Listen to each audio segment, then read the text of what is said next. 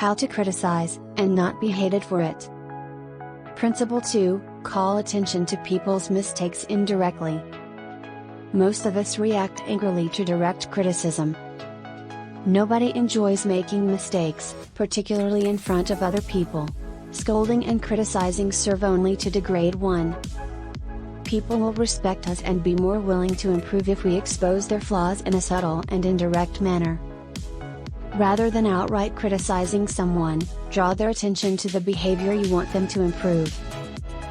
This allows individuals, especially sensitive ones, to recognize their mistakes without animosity.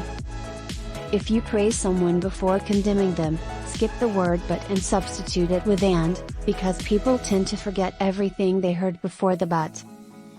From How to Win Friends and Influence People by Dale Carnegie. Part 4, Be a Leader. Subscribe, like, follow for more.